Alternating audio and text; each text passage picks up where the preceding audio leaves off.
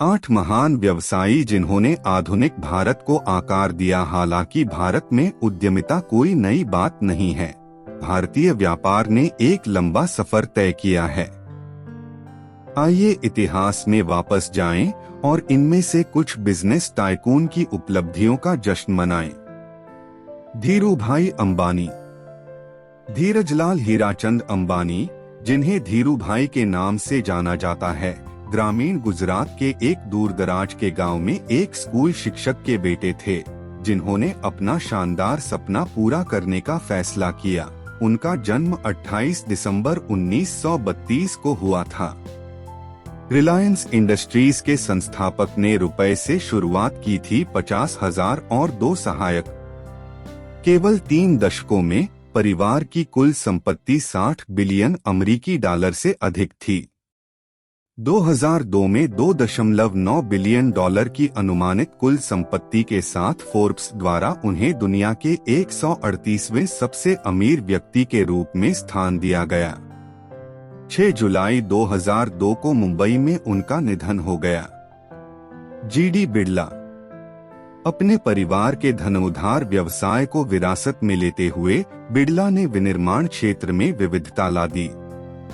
10 अप्रैल 1894 को पिलानी गांव में जन्मे घनश्याम दास बिड़ला या जीडी बिड़ला दुनिया के सबसे बड़े जूट उत्पादक क्षेत्र बंगाल प्रेसिडेंसी में कलकत्ता चले गए और जूट ब्रोकर के रूप में काम किया। 1919 में 5 मिलियन रुपए के निवेश के साथ बिड़ला ब्रदर्स लिमिटेड का गठन किया गया। 1940 के दशक में उन्होंने कारों के क्षेत्र में कदम रखा और हिंदुस्तान मोटर्स की स्थापना की। बिड़ला ने बिड़ला इंजीनियरिंग कॉलेज की भी स्थापना की, जो अब Birla institute of technology and science है, जो अब देश के सर्वश्रेष्ठ इंजीनियरिंग स्कूलों में से एक है। यूको बैंक, पूर्व में यूनाइटेड कमर्शियल बैंक, की स्थापना 1943 में कोलकाता में हुई थी। 1983 में 90 वर्ष की आयु में उनका निधन हो गया। अर्देशर गोदरेज। अर्देशर गोदरेज ने औपनिवेशिक काल में अरबों डॉलर के भारत निर्मित व्यापारिक साम्राज्य की नींव रखी। अर्देशर बुरजोरजी सोराबजी गोदरेज, जिन्होंने 120 साल पहले गोदरेज ग्रुप की स्थापना की थी, उच्च सिद्धांतों और लचीलेपन के व्यक्ति थे। 1868 में जन्मे गोदरेज को एक नया ताला बनाने का व्यवसाय शुरू करने के लिए पारसी व्यवसायी और परोपकारी मेरवानजी कामा से ऋण मिला। वह गोदरेज साबुन बनाने के लिए आगे बढ़े, जानवरों की चर्बी के बजाय वनस्पति तेल से साबुन बनाना। अर्देशर का जनवरी 1936 में निधन हो गया, जिस साल गोदरेज एंड बॉयस ने राजस्व के रूप में 12 लाख रुपए पोस्ट किए थे।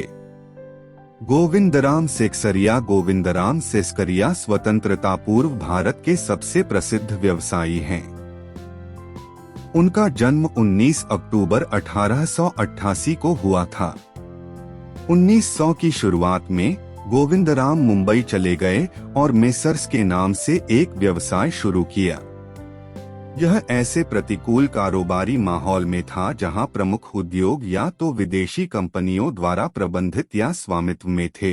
गोविंदराम ने बॉम्बे कॉटन एक्सचेंज के ऑपरेटर के रूप में अपना उद्यमशीलता करियर शुरू किया।